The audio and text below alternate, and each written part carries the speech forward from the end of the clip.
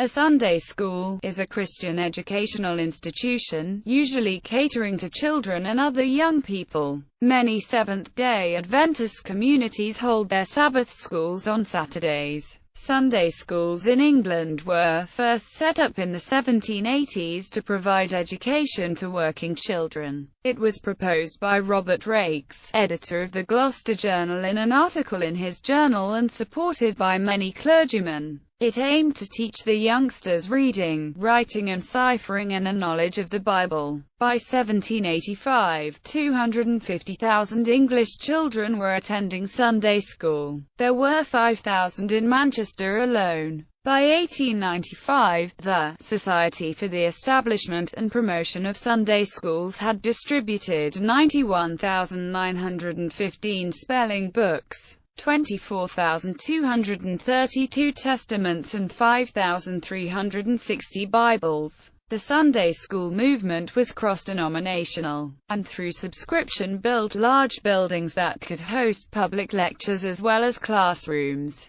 In the early days, adults would attend the same classes as the infants, as each were instructed in basic reading. In some towns the Methodists withdrew from the large Sunday school and built their own. The Anglicans set up their own national schools that would act as Sunday schools and day schools. These schools were the precursors to a national system of education. The role of the Sunday schools changed with the Education Act 1870. In the 1920s they promoted sports. It was common for teams to compete in a Sunday school league. They were social centers hosting amateur dramatics and concert parties. By the 1960s, the term Sunday school could refer to the building and not to any education classes. By the 1970s even the largest Sunday school at Stockport had been demolished. Sunday school became the generic name for many different types of religious education pursued on Sundays by various denominations. Development. United Kingdom. The first Sunday school may have been opened in 1751 in St. Mary's Church, Nottingham. Another early start was made by Hannah Ball, a native of High Wycombe in Buckinghamshire, who founded a school there in 1769. However, the founding of Sunday schools is more commonly associated with the work of Robert Raikes, editor of the Gloucester Journal, who saw the need to prevent children in the slums descending into crime. In 18th-century England, education was reserved for a minority and was not compulsory. The wealthy educated their children privately, i.e., at home, with a hired governess, or possibly tutors once they were older. Boys of that class were often sent away to boarding school. Hence these fee-based educational establishments were known, confusingly, as public schools. The town-based middle class may have sent their sons to grammar school. Daughters were left to learn what they could from their mothers or from their father's library. The children of factory workers got no formal education, typically working alongside their parents 6 days a week, sometimes more than 13 hours a day. In 1781, Raikes saw the plight of children living in the Gloucester slums. In the home of Mrs. Meredith, he opened the first school on Sunday, the only day these boys and girls living in the slums and working in the factories could attend. Using the Bible as their textbook, he taught them to read and write. Within 4 years over 250,000 children were attending schools on Sunday throughout England. 1784 was an important year, with many new schools opening, including the interdenominational Stockport Sunday School, which financed and constructed a school for 5,000 scholars in 1805. In the late 19th century this was accepted as being the largest in the world. By 1831 it was reported that attendance at Sunday schools had grown to 1.2 million. Robert Raikes' schools were seen as the first schools of the English state system. The first Sunday school in London opened at Surrey Chapel under Rowland Hill. By 1831, Sunday schools in Great Britain were attended weekly by 1,250,000 children, approximately 25% of the population. They provided basic literacy education alongside religious instruction. In 1833, for the unification and progress of the work of religious education among the young, the Unitarians founded their Sunday School Association, as junior partner to the British and Foreign Unitarian Association, with whom it eventually set up offices at Essex Hall in central London. The work of Sunday schools in the industrial cities was increasingly supplemented by ragged schools, and eventually by publicly funded education under the late 19th century school boards. Sunday schools continued alongside such increasing educational provision, and new forms also developed, such as the Socialist Sunday Schools movement, which began in the United Kingdom in the late 19th century. Ireland. The earliest recorded Sunday school program in Ireland goes back to 1777, when Roman Catholic priest Daniel Delaney, later Bishop Daniel Delaney of Kildare and Leighlin, started a school in Tullow, County Carlow. This was a very sophisticated system which involved timetables, lesson plans, streaming, and various teaching activities. This system spread to other parishes in the diocese. By 1787 in Tullow alone there were 700 students, boys and girls, men and women, and 80 teachers. The primary intent of this Sunday school system was the teaching of the Catholic faith. The teaching of reading and writing became necessary to assist in this. With the coming of Catholic emancipation in Ireland and the establishment of the national school system, when the Catholic faith could be taught in school, the Catholic Sunday school system became unnecessary. The Church of Ireland Sunday School Society was founded in 1809. The Sabbath School Society of the Presbyterian Church in Ireland was founded in 1862.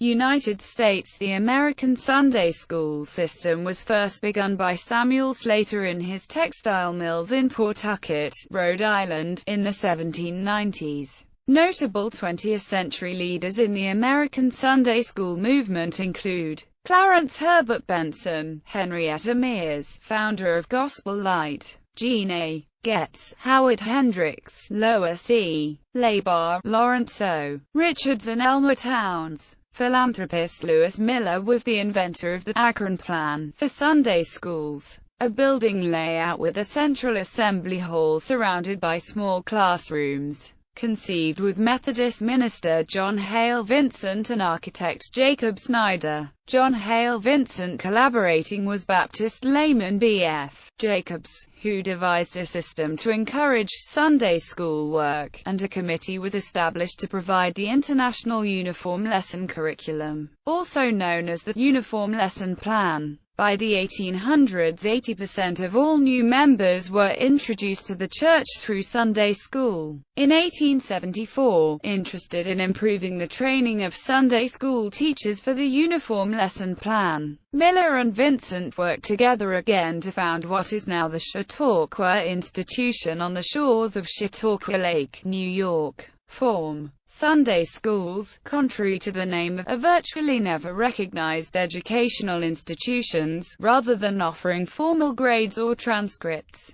Sunday schools simply attempt to offer meaningful instruction concerning Christian doctrine and keep little or no record of performance for any given week. Attendance is often tracked as a means of encouraging children to attend regularly, and awards are frequently given for reaching attendance milestones. Historically, Sunday schools were held in the afternoons in various communities, often staffed by workers from varying denominations. Beginning in the United States in the early 1930s and Canada in the 1940s, the transition was made to Sunday mornings. Sunday school often takes the form of a 1-hour or longer Bible study which can occur before, during, or after a church service. While many Sunday schools are focused on providing instruction for children, adult Sunday school classes are also popular and widespread. In some traditions, The term Sunday school is too strongly associated with children, and alternate terms such as adult electives or religious education are used instead of adult Sunday school. Some churches only operate Sunday school for children concurrently with the adult worship service. In this case, there is typically no adult Sunday school. There are a number of traditional children's hymns or Sunday school songs, such as "The Wise Man Built His House Upon the Rock," "Jesus Bids Us Shine," and "Jesus Loves Me," that have frequently been used in Sunday school settings. Uniform. It is rare nowadays, but some Sunday schools require children to wear a uniform. This usually consisted of a dress shirt and necktie, with V-neck sweater for boys. For girls it would usually be a skirt with blouse and sometimes also a tie. Publishers. In Great Britain, an agency was formed called the Religious Tract Society, which helped provide literature for the Sunday school. In the United States, the American Sunday School Union was formed for the publication of literature. This group helped pioneer what became known as the International Sunday School Lessons. The Sunday School Times was another periodical they published for the use of Sunday schools. Gospel Light, David C. Cook, and Group Publishing are among the widely available published resources currently used in Sunday schools across the country. Teachers. Sunday school teachers are usually lay people who are selected for their role in the church by a designated coordinator, board, or a committee. Normally, the selection is based on a perception of character and ability to teach the Bible rather than formal training in education. Some Sunday school teachers, however, do have a background in education as a result of their occupations. Some churches require Sunday school teachers and catechists to attend courses to ensure that they have a sufficient understanding of the faith and of the teaching process to educate others. Other churches allow volunteers to teach without training. A profession of faith and a desire to teach is all that is required in such cases. It is also not uncommon for Roman Catholic priests or Protestant pastors to teach such classes themselves. Some well-known public figures who teach, or have taught, Sunday school include astronaut Ron Gowen, comedian Stephen Colbert, novelist John Grisham, and former U.S. President Jimmy Carter.